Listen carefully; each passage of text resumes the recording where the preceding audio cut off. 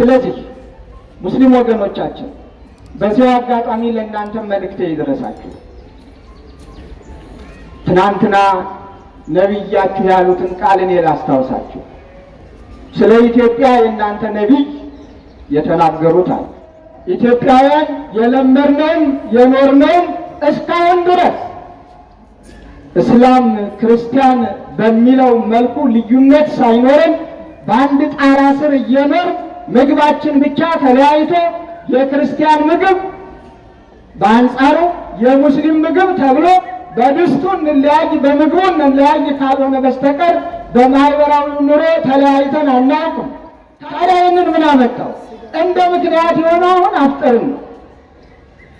እኛ የማንንም ስርዓት አንቃወምም፣ የማንንም መብት አንቃወምም እያልን ያለነው እባካችሁ መብታችንን አትቃወሙ፣ አትንኩብን።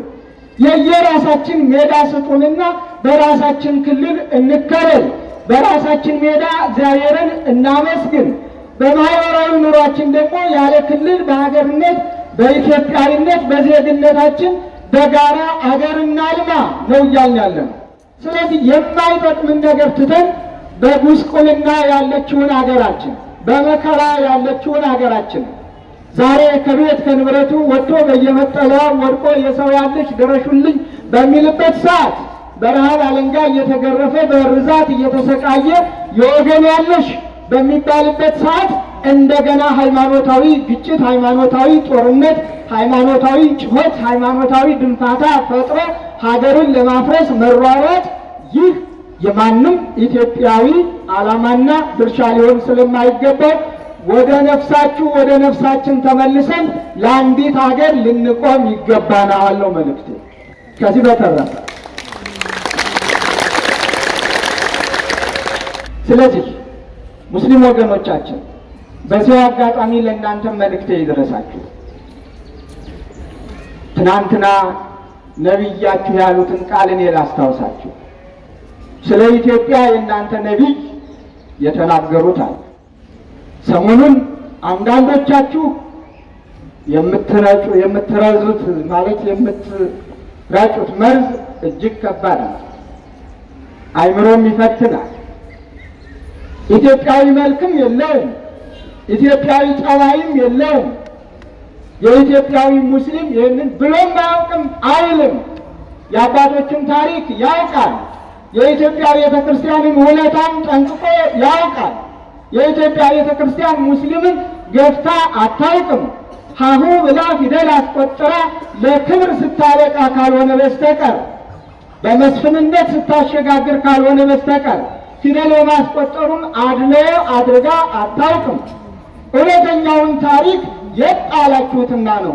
የሌሎችን የባዕዳንን ታሪክ ትናንትና የእናንተን ነቢይ ሲያሳድዱ የነበሩትን ታሪክ ለኢትዮጵያ መቀጸል ወይም ደግሞ ለኢትዮጵያ መጠልሰል አለበለዚያም የኢትዮጵያ ቤተክርስቲያን ታሪክ አድርጎ መናገር ግፍም በደልም ነውና ከእንዲህ አይነቱ ተቆጥባችሁ እንደ አባቶቻችን ሙስሊም ክርስቲያኑ በአንድ ኢትዮጵያዊነት በአንድ ዜግነት ሳንነካካ ሳንገፋፋ በማህበራዊ ኑሮ ተደራርተን የምንኖርበትን መንገድ እንድትከተሉ አደራ እላለሁ። በራሳችሁ ቃል ምክንያቱም ይኸው ስለሆነ እውነታው ብዙዎች እውነተኛ ሙስሊሞች ደግሞ ታሪኩን የምታውቁ ሀገራዊ ፍቅር ያላችሁ ወገናዊ ፍቅር ያላችሁ አይጠቅመንም፣ እኛም ኢትዮጵያውያን ነን፣ ስለ ኢትዮጵያ እንቁም በሕግ እንጂ በሌላ በእጅ ስራ አስፈላጊ አይደለም፣ ጦርን በጦር በሚል አስተሳሰብ በብዙ በመልካም ጎኑ እየተናገራችሁ ያላችሁትንም በዚሁ አጋጣሚም አመሰግናለሁ። በዚያው ግፉበትና ለእኛም ለእናንተም ለኦርቶዶክሳውያኑም ለሙስሊሙም ክርስቲያን ለተባለውም ሁሉ ያለችን አንዲት ሀገር ኢትዮጵያ ከሆነች ሌላ ሀገር ሌላ ጀርባ የታዘለ ነገር ከሌለ እንደ ኢትዮጵያዊነት ኢትዮጵያን ከፍ የምናደርግበትን ስራ ለመስራት ዛሬም ተቀራርበን ተነጋግረን እውነታውን እውነት ብለን ሐሰቱን ሐሰት ብለን አትራፊዎችን ተሳስታችኋል፣ እኛ መጋጨትም መጣላትም አንችልም፣ ኢትዮጵያዊው ፍቅራችን አይፈቅድም፣ ባህላችን፣ ስርዓታችን አይፈቅድም ብለን እንደነዚህ አይነት የሚያጋጩ ሰዎችን ልናሳፍራቸው ይገባልና በቅርቡ ተመለሱ፣ ይበቃል ነው። ያንን ጩኸት እንደሆነ እየሰማ ነው። የሚያጋጨን እንጂ የሚያጣለን ማለት የሚያስታርቀን ያዘው ልቀቀው በለው እንጂ ለምን እንዴት ሆነ ማን ፈጸመው ማን ነካ ማን ጀመረ የሚል ነገር የለም። ስለዚህ የማይጠቅምን ነገር ትተን በጉስቁልና ያለችውን ሀገራችን በመከራ ያለችውን ሀገራችን ዛሬ ከቤት ከንብረቱ ወጥቶ በየመጠለያው ወድቆ የሰው ያለች ድረሹልኝ በሚልበት ሰዓት በረሃብ አለንጋ እየተገረፈ በርዛት እየተሰቃየ የወገን ያለሽ በሚባልበት ሰዓት እንደገና ሃይማኖታዊ ግጭት፣ ሃይማኖታዊ ጦርነት፣ ሃይማኖታዊ ጩኸት፣ ሃይማኖታዊ ድንፋታ ፈጥሮ ሀገርን ለማፍረስ መሯሯጥ ይህ የማንም ኢትዮጵያዊ ዓላማና ድርሻ ሊሆን ስለማይገባው ወደ ነፍሳችሁ ወደ ነፍሳችን ተመልሰን ለአንዲት ሀገር ልንቆም ይገባናል ነው መልእክቴ። ከዚህ በተረፈ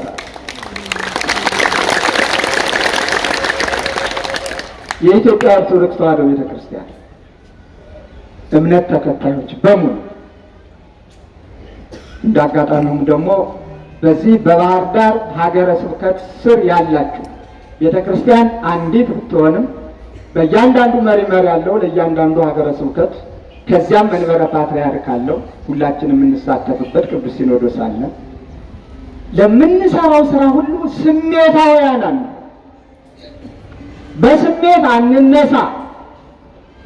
በትዕግስት በፍቅር በጸሎት እያንዳንዱን ነገር ለክተን መጥነን አመዛዝነን የእያንዳንዳችንን ድርሻ አውቀን የእግዚአብሔርን ለእግዚአብሔር ብለን ተመካክረን በጎ ስራ ለመስራት ራሳችንን እናዘጋጅ። ከዚህ ውጭ ግን እያንዳንዱ ዛሬ መጠልሰሚያው ብዙ ነው። የጸሐፍቱ ብዛት ሰላም አይሰብኩም እንጂ ፍቅርን የሚሰብክ የለም እንጂ ጥላቻን የሚሰብከው ብዛት፣ ያላየውን አየው ብሎ የሚሰብከው ብዛት፣ የሚታየው ነገር በጣም ብዙ ነው። ያንን ሁሉ እንከተል ካል እንደ ሃይማኖት የሃይማኖት ድርሻ አይደለም፣ እንደ ሀገርን አይጠቅም። ስለዚህ የምንሰራውን ሁሉ ተናበን ተስማምተን እንኖር። ጥንቃቄ ግን እናድርግ። ተመሳሳዩ ብዙ ስለሆነ ወደ ነገሮች የሚገፋፉ ወደ ጩኸት የሚገፋፉ ወደ ጥላቻው የሚገፋፉ ወደ መደባደቡ ወደ ደም ማፋሰሱ የሚገፋፉ ብዙዎች ስላሉ እንደዚህ አይነቱን ጆሮ ዳባ ልበስ በሉት።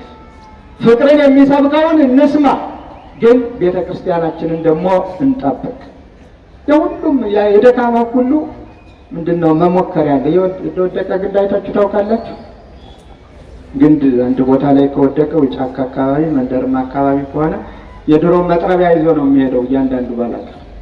ስለዚህ ባለፈ ባገደመ ቁጥር ያንን ግንድ ሳይመታው ያለ ክንዱን ይሞክርበታል። አሁን እያየ ነው ያለ ያም ተነስቶ ቤተክርስቲያኗ፣ ያም ተነስቶ ቤተክርስቲያኗ፣ ያም ተነስቶ ካህናቷ፣ ያም ተነስቶ ልጆቿን። ኢትዮጵያዊ ሰው ያን ያህል ይደባደባል? ሞቶስ ያን ያህል ይወቀራል? እንደው አንጀቱስ ይፈቅዳል? ህሊናውስ ይፈቅዳል? ሰው ሆኖ በመፈጠሩ ብቻ ክቡር ሰው ከሞተ በኋላ አስከሬን የሚደበደብበት ሀገር ህግ ባለበት፣ ከሞተ በኋላ እሳት የሚቃጠልበት ሀገር ህግ ባለበት፣ ከሞተ በኋላ ብዙ ፈተና የሚደርስበት ሀገር እምን ዘመን ላይ እንደደረስ ነው እኮ። ለዚህ አስተዋጽኦ የምናደርገው ተመሳሳይ ስራ በመስራት አይደለም።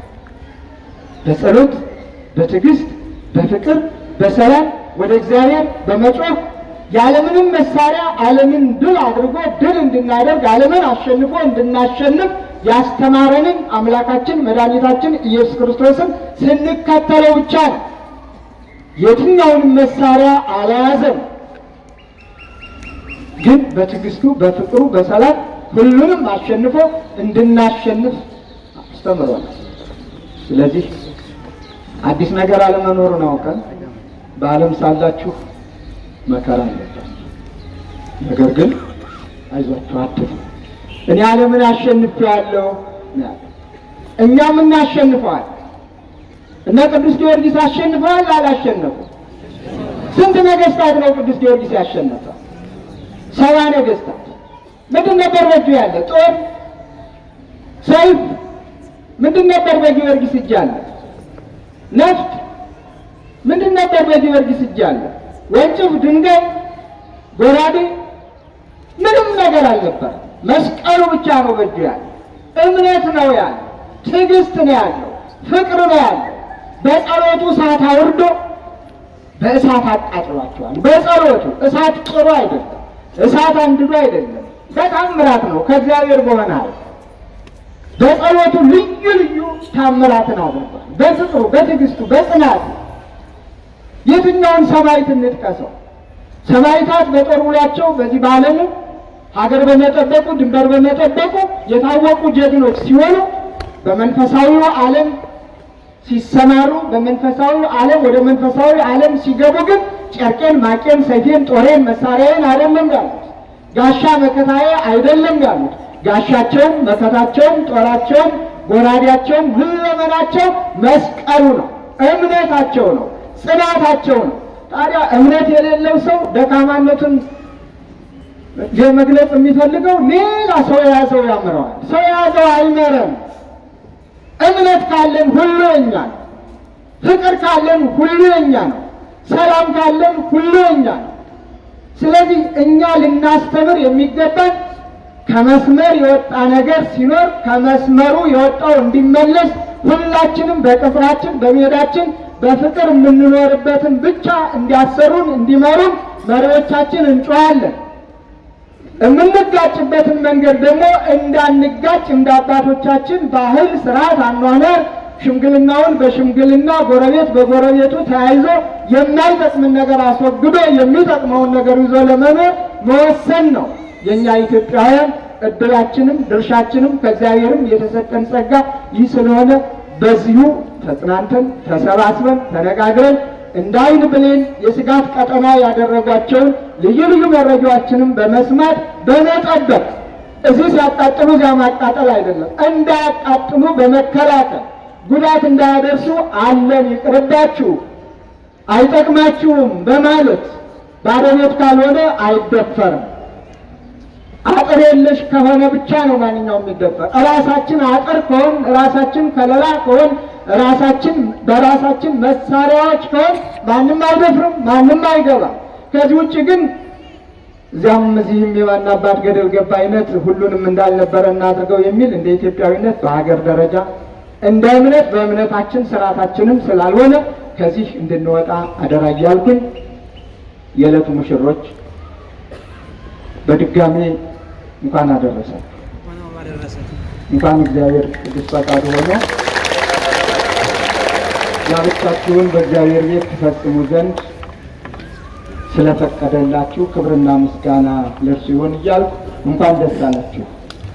ሁላችሁም በልልታ በጭብጨባ እንኳን ደስ አላችሁ በሉ።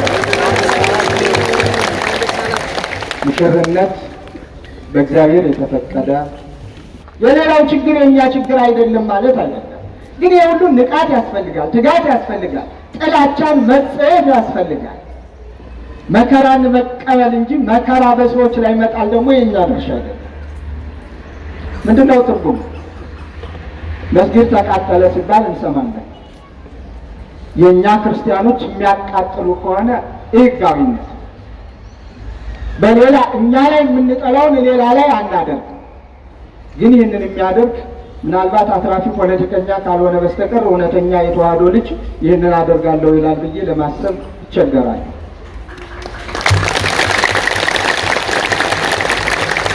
ያው ፖለቲካ ነውና የጥሎ ማለት ስራ ስለሆነ ድል አድርጋለሁ የሚያሰኝ ነገር ካለ በማንኛውም መንገዱ ተሳታፊ መሆን ግድ ይላቸዋል። እንደ ኢትዮጵያ ኦርቶዶክስ ተዋህዶ ቤተክርስቲያን እንዳማኝነት ግን ወንጀልን እንጸየፈዋለን፣ ወንጀልን እንጠላዋለን፣ ወንጀለኞችንም እናስተምራለን።